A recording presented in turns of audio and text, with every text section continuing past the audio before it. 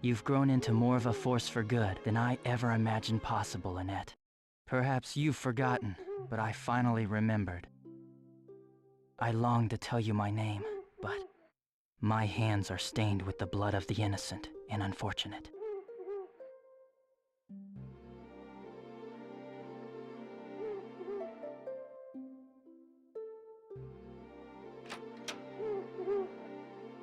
What? You followed me? Yeah? You forget that I still don't trust you completely, Chief. What is it gonna take before you do? Dunno, but talking can't hurt. So wag your tongue a little and see if it helps my trust issue. Look, as long as you don't do anything wrong, I'm not revealing anything you tell me. All right. I have no choice but to believe you. Besides, with you moving my body from place to place during the day, I can't carry out my objective anyway. Moving your body during the day? What kind of freak do you think I am, Slain? I am not Slain. I am Gray Gilbert. Okay, what's eating you? Enough with the goofy jokes. Whether you believe me or not, I am Gray. 10 years ago, my father was president of the Federation. But my father and mother had their food poisoned. Annette's mother tried to save them, but she never returned from gathering medicinal plants. Annette's mother? Okay, now I have a headache. She never returned because she was attacked and killed when searching for the plants. So that was connected to your parents' death? The man who poisoned my parents was lying in wait for Mrs. Burns as well. What? How do you know? I went with her to look for Lobelica root that day to save my parents. The man in the forest specifically said that he would not allow the plants to be taken back to Voltone. When I returned and told them what happened, no one would believe me. They thought I was overcome with grief and had made up a story. I was mad that no one would believe me, but that was not the worst part. The worst part was when I saw Annette's crying face. That moved me to swear revenge on that man. I would devote my life to finding him and avenge the deaths of my parents and Annette's mother. I immersed myself in the criminal underworld, building a reputation and getting closer to the animal that did this. I learned his name was Randolph, and he was an assassin for hire. I sharpened my skills, waiting for my chance at revenge. And then, almost before I knew it, I had built a reputation as an efficient assassin as well. And that's it? Didn't you find out why he killed your parents and Annette's mother? It was politically motivated. Other kingdoms wanted to destabilize Xironia and take the rich territory for themselves. I don't know which kingdom hired him, but I know that he was hired to cause chaos in the kingdom by this evil deed. And then, because of my reputation, Gerhard Orvel of Aggressival hired me to kill Annette's father. The irony was overwhelming. But if you were friends with Annette, why doesn't she know you now? Perhaps she's forgotten.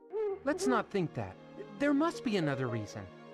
Perhaps I look different than I did then. Or maybe she did really forget. Please, don't tell Annette. I will not interfere with this. Slain, is it? He may continue to use this body during the daylight hours.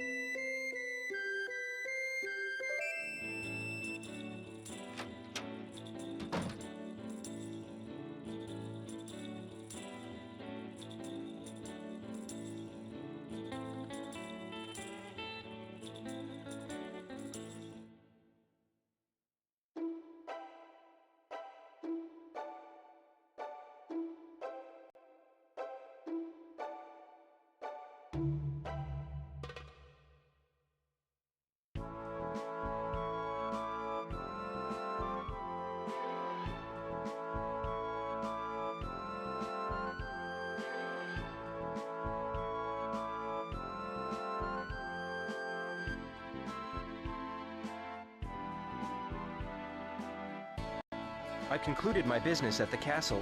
Now I can accompany you back to the Xironia Federation. We'd be happy to have you travel with us, Kenneth. Before we depart, I wanted to discuss recent developments that will affect our choice of route. You mean we can't take the mountain road back? No, a battle has begun between our forces and the aggressive army, making the way impassable. And besides, our intelligence reports have stated that the fortress you burned has been reinforced with many more troops. We believe that more than 300 are now stationed in the area. Oh, that's definitely more than when we were there for the weenie roast. Then, The only choice remaining is to pass through Schwarzhaus. However, that path will not be easy. The city lies under the control of James' faction, so we must act prudently. With that said, I'll leave this watch to you in my absence. Yes, sir!